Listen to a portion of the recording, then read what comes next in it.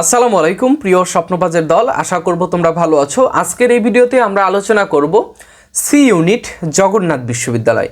C ইউনিটের যেই সম্ভাব্য কাটমার্কটা হতে পারে, আসলে কাটমার্ক তো কোশ্চেন দেখে বলতে হয়, কোশ্চেন না দেখে কাটমার্ক বলা যায় না। কিন্তু তারপরেও তোমাদের সম্ভাব্য অনেকেই চাচ্ছিলে যে ভাইয়া কত হতে পারে। তো গত বছরের মেরিট লিস্ট, গত বছরের প্রশ্ন এবং বিগত যত বছরের প্রশ্ন আছে সেগুলো অ্যানালাইসিস করে যা বুঝলাম যে তোমাদের কাটমার্ক কত হবে। ঠিক আছে, তো কাটমার্কটা এখনই আমি বলছি না, এটা টুইস্ট। তার আগে আমি আরও দুইটা বিষয় তোমাদের সাথে কথা বলবো। সেটা হচ্ছে যে গত বছরের সি ইউনিটে কত মেরিট থেকে সাবজেক্ট পেয়েছে, সেটা মানবিক থেকে, বিজ্ঞান শাখা থেকে এবং বাণিজ্য শাখা থেকে, সেটা নিয়ে কথা বলবো। এবং এই অনেক দূর পর্যন্ত সিট আছে মনে করো 30টা, সেখানে মেরিট চলে গিয়েছে 100-রও অধিক, অর্থাৎ 100-রও অধিক স্টুডেন্ট ডাক পেয়েছে এই 30টা আসনের বিপরীতে। ঠিক আছে, তো কিভাবে সেটা পাচ্ছে সেই বিষয়টি তোমাদের সাথে একটু কথা বলবো। দেখো, আমার কাছে গত বছরের যে পিডিএফটা, গত বছরের আমি যেই অ্যানালাইসিস করেছিলাম সেটার পিডিএফটা রয়েছে, এবং এই অ্যানালাইসিস থেকে গত বছর 95% আমার প্রেডিকশন সত্য হয়েছে। ঠিক আছে, যদিও আমি গণক না, আমি ভবিষ্যৎ জানি না, কিন্তু আমরা প্রিভিয়াস ইয়ারের যে এক্সপিরিয়েন্স সেগুলো থেকে অভিজ্ঞতা নিয়ে তোমাদেরকে জানাতে পারি। দেখো, গত বছর সি ইউনিটে 24-25 শিক্ষাবর্ষে সি ইউনিটে কেমন ছিল? 16টা আসন ছিল হচ্ছে তৃতীয় শিফটে মানবিক থেকে। মানবিক শাখা থেকে যারা সি ইউনিটে পরীক্ষা দেয় তাদের জন্য একটু বলছি, এদের প্রথম শিফটে পরীক্ষা হতো না, তৃতীয় শিফটে পরীক্ষা হতো। এই বছর কিন্তু একটা শিফটেই পরীক্ষা হবে সবার, সারা বাংলাদেশে। জগন্নাথের সি ইউনিটের যেখানে যেখানে আসন পড়েছে সেখানে একদিনেই একটা শিফটই পরীক্ষা হয়ে শেষ হয়ে যাবে। ঠিক আছে, গত বছর একটু জগা খিচুড়ি হয়ে গিয়েছিল। দেখো, মানবিক থেকে আসন ছিল হচ্ছে 16টি।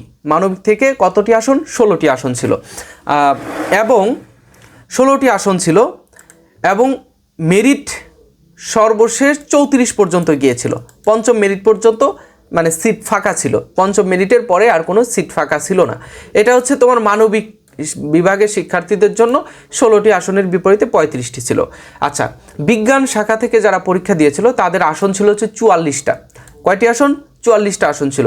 44টা আসনের বিপরীতে 65 পর্যন্ত তারা সাবজেক্ট পেয়েছে, 65 পর্যন্ত। এরপরে আসি বাণিজ্য শাখায়। বাণিজ্য শাখার প্রথম শিফটে পরীক্ষা দিয়েছিল 230 জন, আসন ছিল 230 জন, আর তৃতীয় শিফটে এখানে আসন ছিল 230টি। আচ্ছা, 230টি আসন করে ছিল দুইটি শিফটে। এখন প্রথম শিফটে 230-এর বিপরীতে 401 পর্যন্ত গিয়েছিল, অর্থাৎ গণবিজ্ঞপ্তিতে 401 পর্যন্ত শিক্ষার্থীরা ভাইবার জন্য ডাক পেয়েছিল। বুঝতে পেরেছ? তো তোমরা যারা প্রথম শিফটে, এইবার তো প্রথম শিফট নেই, আচ্ছা পরে বলতেছি, যে এখন দেখো তৃতীয় শিফটে 230টি আসন ছিল। এই 230টি আসনের বিপরীতে 460 জন স্টুডেন্ট এখানে সাবজেক্ট পেয়েছিল, অর্থাৎ গণবিজ্ঞপ্তিতে 460 জন শিক্ষার্থী এখানে ডাক পেয়েছিল। এখন আমরা একটু হিসাব করি, আমার কাছে এটা রয়েছে। তো আমাদের আসন ছিল হচ্ছে 230 কত, 460টি আসন ছিল হচ্ছে বাণিজ্য শাখার জন্য, এবং বাকিগুলোর দিকে আমি আর না বলি। যে বাণিজ্য শাখা থেকে যারা পরীক্ষা দিয়েছিল 460টি আসন ছিল মোট, এবং 460টি আসনের বিপরীতে তারা 861 পর্যন্ত গিয়েছিল, অর্থাৎ ডাবল 861 পর্যন্ত শিক্ষার্থীরা সাবজেক্ট পেয়েছে 861 সিরিয়ালের মধ্যে। তোমরা যারা জগন্নাথ বিশ্ববিদ্যালয়ে ভর্তি পরীক্ষা দিবে সি ইউনিটে, তোমাদের জন্য এইটুকু ইনাফ হবে যে তোমাদের মেরিট 800 বা 1000-এর মধ্যে রাখো, তাহলে একটা সম্ভাবনা থাকতে পারে। ঠিক আছে, আর 1000-এর মধ্যে মেরিট যদি থাকে তাহলে সি ইউনিটের বাণিজ্য শাখা থেকে চান্স পাবা, এবং যদি তোমার বিজ্ঞান শাখা থেকে 50-এর মধ্যে তুমি তোমার সিরিয়াল রাখতে পারো তাহলে এখানে তোমার সিট পাওয়ার সম্ভব হবে। মানবিক থেকে যারা দিবা তাদের 40-এর মধ্যে সিট রাখতে হবে, কারণ এখানে সিট অনেক কম। ঠিক আছে, আচ্ছা এখন বলি তোমাদের সম্ভাব্য কাটমার্কটা কেমন। সম্ভাব্য কাটমার্কটা হচ্ছে তোমার এই জগন্নাথ বিশ্ববিদ্যালয়ের বিগত বছরের প্রশ্নগুলো সলভ করে যদি আমি তোমাদের বলি, সেটা হচ্ছে কাটমার্ক হয় এখানে সি ইউনিট, তো আসন সংখ্যা কম, কোশ্চেন ভালোই হার্ড হয়। কেন হার্ড হয় জানো? এই যে জগন্নাথ বিশ্ববিদ্যালয়ের একটা ব্যতিক্রম ধর্মী একটা প্রশ্ন আসে, সেটা কি, যে আমাদের একটা সাবজেক্ট আছে গাণিতিক বুদ্ধিমত্তা। বাংলা, ইংরেজি, সাধারণ জ্ঞান, অন্যান্য সাবজেক্ট, গ্রুপের সাবজেক্ট যেগুলো আছে সবগুলোই সবাই পড়ে, ঠিক আছে।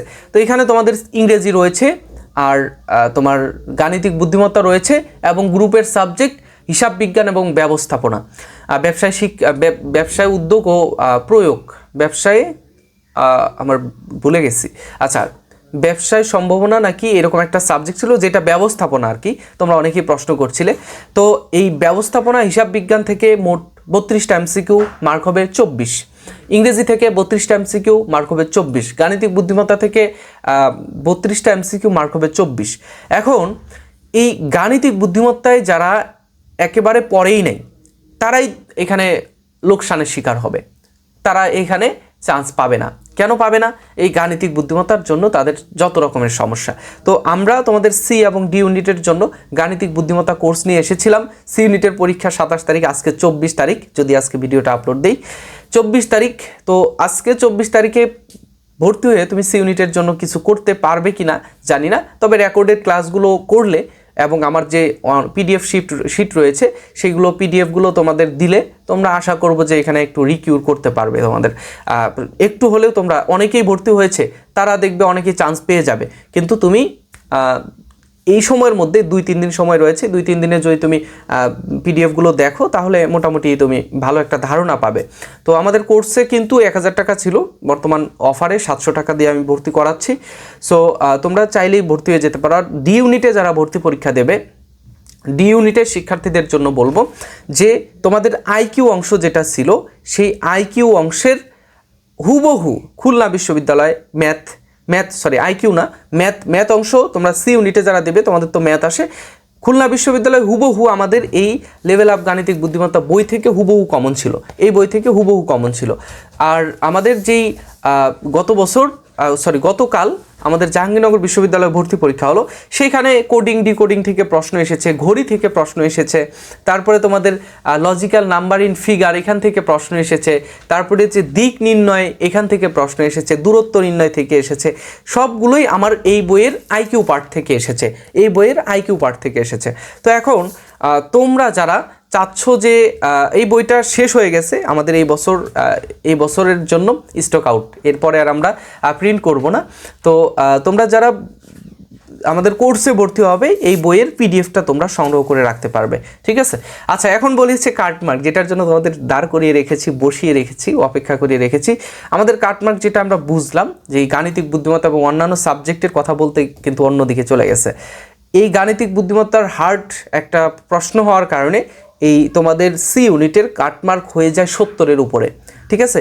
70-এর উপরে আবার শোনো, 70-এর উপরে যদি তুমি পাও, 100 মার্কের মধ্যে 70-এর উপরে যদি তুমি পাও, তাহলে জগন্নাথ বিশ্ববিদ্যালয়ের গাণিতিক বুদ্ধিমত্তায় তুমি ভালো করতে পারবে, ঠিক আছে। এটা জিপিএ সহ, জিপিএ বাদ দিয়ে তো মেরিট লিস্ট হয় না, তো মেরিট লিস্ট যেভাবে হয় সেটাই আমি বলছি। 70-এর উপরে পাবে, তাহলেই জগন্নাথ বিশ্ববিদ্যালয়ে তুমি ভালো করতে পারবে সি ইউনিটে, ঠিক আছে। আর এত মেরিট, এই যে দেখো 230টি আসনের বিপরীতে 460 এবং 230টি আসনের বিপরীতে 401 পর্যন্ত কেন গেল?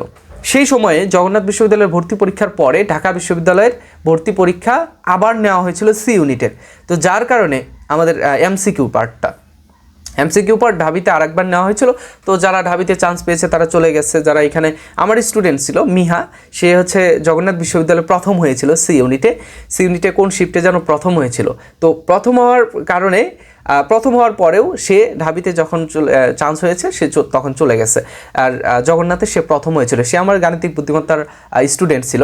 সো সারা দেশে গাণিতিক বুদ্ধিমত্তা আইকিউ এর যদি ভালো একটা অ্যাডমিশনের লেভেলের ভালো একটা কোচিং বা তোমার কোর্স পেতে চাও সারা বাংলাদেশে, কিন্তু আমি তোমাদের বলতে পারি যে আমি ভালোভাবে পড়াচ্ছি এখন পর্যন্ত, পরবর্তীতে কি হবে না হবে ভবিষ্যৎ আমি জানি না।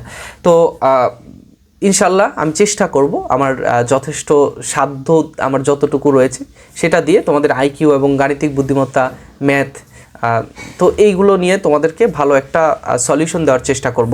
তোমরা সি ইউনিটে যারা পরীক্ষা দিচ্ছ তোমাদের ফ্রি ক্লাসগুলো কিন্তু আমাদের চ্যানেল ফেসবুক পেজে হচ্ছে। আমাদের ডেসক্রিপশন বক্সে গুরুত্বপূর্ণ লিঙ্কগুলো রয়েছে, তোমরা চাইলেই কিন্তু জয়েন করে রাখতে পারো। সেখানে আমাদের গুরুত্বপূর্ণ গ্রুপগুলো রয়েছে, ফেসবুক গ্রুপ, সেখানে পোস্ট করবে। দেখা যাচ্ছে যে আমাকে তোমরা নক করে পাচ্ছ না বা আমি অনেক সময় ব্যস্ত থাকি, তোমরা ডেসক্রিপশন বক্সে আমাদের লিঙ্কগুলো রয়েছে, ফ্রি এক্সামের লিঙ্ক রয়েছে, তারপরে হচ্ছে আমাদের ফেসবুক গ্রুপ রয়েছে, আমার টেলিগ্রাম চ্যানেল রয়েছে, সেখানে তোমরা গুরুত্বপূর্ণ আপডেটগুলো পেয়ে যাবে। ঠিক আছে, তো নেক্সটে তোমাদের সাথে জগন্নাথ বিশ্ববিদ্যালয়ের A to Z সব কিছুই আলোচনা করা হবে। তো দেখা হচ্ছে, কথা হচ্ছে। চ্যানেলটা সাবস্ক্রাইব করবে, ফেসবুক পেজটা ফলো করে রাখবে, যাতে আপডেট দেওয়ার সাথে সাথেই তোমরা পেয়ে যাও।